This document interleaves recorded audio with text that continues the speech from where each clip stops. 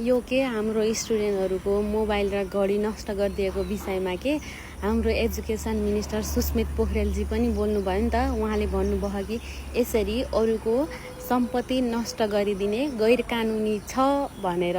यदि गैर कानुनी छ भनेर त्यसको सजाय पनि त होला नि। गैर कानुनी काम गरे बापत नेपालमा सजायको पनि व्यवस्था गरिएको छ नि त। अनि शिक्षा मन्त्रालयले त्यस्तो कुनै पनि निर्देशन दिएको थिएन अरे। मोबाइल घडी नष्ट गर्दैनका लागि त्यो निर्देशन दिएको चाहिँ प्रदेश मन्त्रालयले अरे।